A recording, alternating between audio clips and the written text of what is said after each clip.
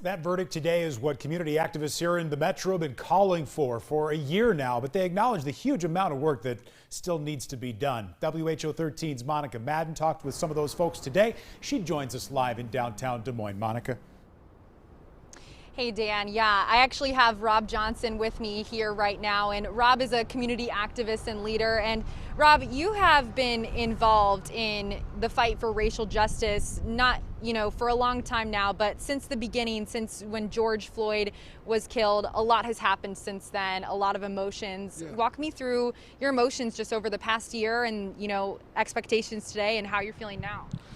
Well, I know, we've come to the cusp of understanding what justice looks like.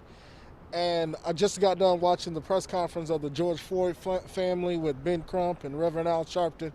And one message that was very clear during that press conference is that this was a moment to serve notice to people, to let people know that we're here simply because the whole world saw a video that one girl stopped to say, "I'm not afraid, and I'm not afraid to show that something is wrong." And that's what we find ourselves in this community, where we're standing up for each other, where we're standing up for justice, where we're standing up for families and for people that look like all of us, to say when wrong is wrong, we got to stand up and do something about it. So today, I'm relieved to hear that justice was served for this family, for his daughter. George Floyd's name sparked a worldwide movement. But also, I'm saddened by the fact that it took the whole world to stand up for us to get justice for this one man. And then there are countless of other names on there where attorney generals and county attorneys and district attorneys should be prosecuting these people as well, but they haven't. Or if they did, they were let off. And so today was an opportunity for us to really see that justice was served for this. But again, I say freedom still hasn't rung for everybody. Were you surprised by the verdict? Absolutely. I couldn't believe, I was preparing myself for what has countlessly been what has taken place time again. There was another police officer in the state of Minnesota that was prosecuted for killing a white woman, and he was sentenced to jail.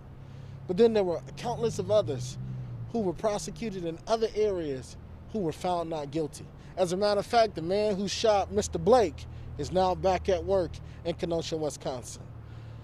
He's now back at work after shooting this man and making him paralyzed.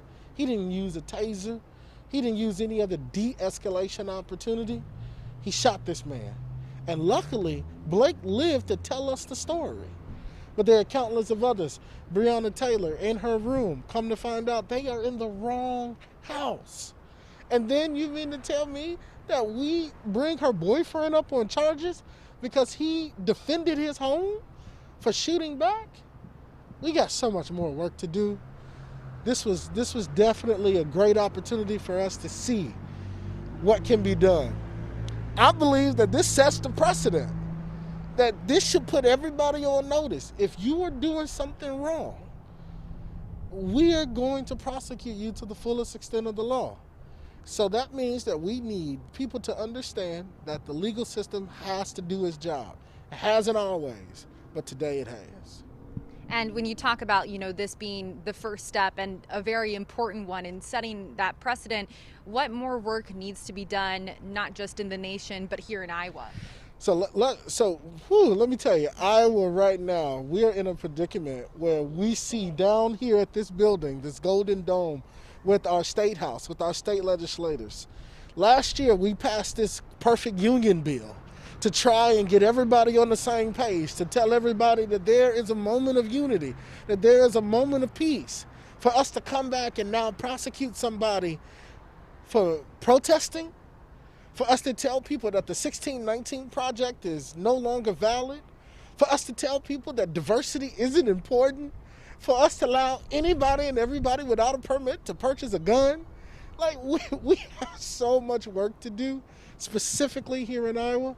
But lastly, the most important part is we got to get folks registered to vote. That voter suppression bill that was passed and signed into law is problematic.